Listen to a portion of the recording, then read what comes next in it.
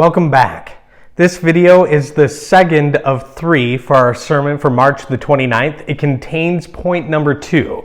Now, to remind you of where we are and where we've been, our text is Philippians chapter 2, verses 12 through 18, and our theme for this sermon is continue to conform your life to the gospel. In point number 1, we saw Paul urging the Philippians to work out their salvation with fear and trembling because it was God who's at work in them. And here in point number 2, we're going to be discussing what it looks like to work out your salvation with fear and trembling. Look with me again at our text beginning in verse 14. Paul says, "Do all things without grumbling or disputing, that you may be blameless and innocent, children of God without blemish in the midst of a crooked and twisted generation, among whom you shine as lights in the world, holding fast to the word of life." Now, those words bring out a nuance that maybe we've been missing to this point in the book. When something comes up in one of Paul's letters once, we might notice it and then pass by. When one data point is there, it's just that, one data point.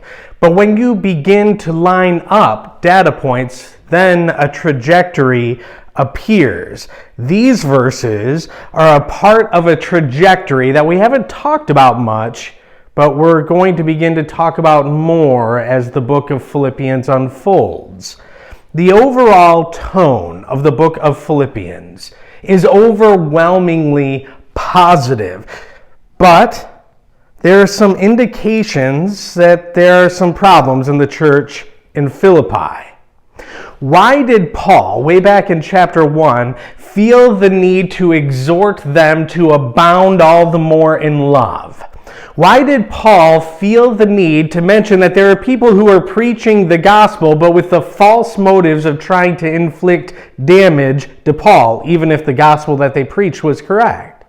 Why was there such strong teaching on humility and being others-centered at the beginning of chapter 2? And now here, we hear Paul say, "Do all things without grumbling or disputing." Well, that's 4 data points. A trajectory has been mapped out, and now a picture is beginning to emerge. While the church in Philippi was, for the most part, a healthy one, evidently they have an issue with unity. Evidently they, and you and I here and now, need to be reminded to reject pride and to walk in humility. Evidently, we need to be reminded to treat one another according to love and not foster a culture of infighting. Do all things, Paul says, without grumbling or disputing. Now, what's so surprising about this little section of text is that Paul is highlighting this command that he just gave, to do all things without grumbling or complaining. He's doing that as an example of what it means to work out your salvation with fear and trembling. That's the immediate context. That's a stunning application. We might think that a bit of bickering is just that. It's a bit of bickering. We might think that a bit of grumbling is just that. It's a bit of grumbling. But Paul is telling us here that kind of behavior is antithetical to gospel living. Work out your own salvation with fear and trembling. For it is God who works in you, both to will and to work for his good pleasure. Do all things without grumbling or complaining. Continue to conform your life to the gospel. Let me give a picture that might help us. The words that Paul is using in this passage for grumbling and complaining, they're fairly rare in the New Testament, but they show up in the Septuagint, which is the Greek translation of the Old Testament. They show up in the Septuagint pretty frequently when the text is talking about Israel and the wanderings in the desert. So here's the idea. God has, in breathtaking and miraculous fashion, unleashed the plagues on Egypt, brought his people Israel out, led them in a pillar of cloud by day and a pillar of fire by night. He opened up the Red Sea and then collapsed it again on the Egyptian army. The Israelites saw all of these things. And their response, as often as not in the text, was to grumble against God. That's a ridiculous response. To bring the full point here, Paul is using this language because he seems to have those wilderness wanderings in mind. This is the effect. Jesus Christ became a man.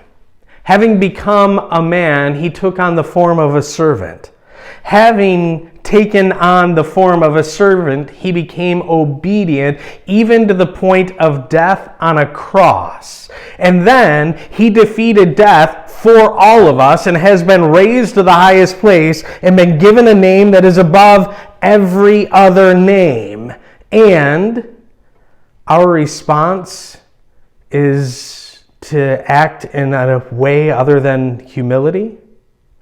Our response is to treat each other badly, grumbling and complaining. That's what Paul is driving at. That kind of response, grumbling and complaining, is absurd in a believer given the gospel. It's not a good look, church. Instead, work out your salvation with fear and trembling, because it is God who is at work in you, both to will and to work for his good pleasure. Do all things without grumbling or complaining. Now, the result of doing all things without grumbling or complaining, it's laid out for us in verse 15. Look there. So that you may be blameless and innocent, children of God without blemish in the midst of a crooked and twisted generation, among whom you shine as lights in the world.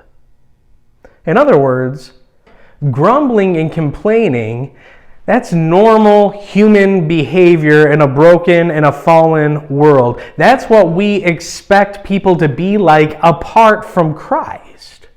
What Paul is calling us to is not the normal human response. In fact, what Paul is calling us to is a supernatural kind of living that is only possible precisely because it is God who is at work in us for his good pleasure.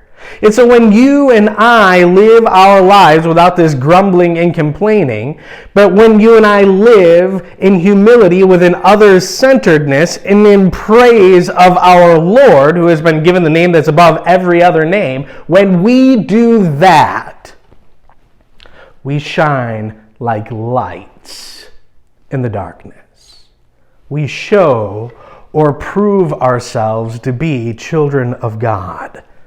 That's what it looks like to work out your salvation with fear and trembling. And to push a little bit further and dip into the first half of verse 16, we show that we're not taking our cues from the world at all.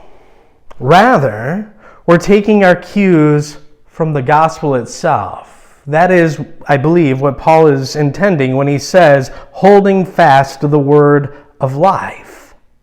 A life that's lived in humility to the glory of God, working out our salvation with fear and trembling, showing that it is God who is at work in us, living free of grumbling and complaining. That kind of life, that is a life that is animated by the word of life, the gospel. Continue to conform your life to the gospel. And that, dear brothers and sisters, brings us to the end of point number 2. We'll see you in point number 3.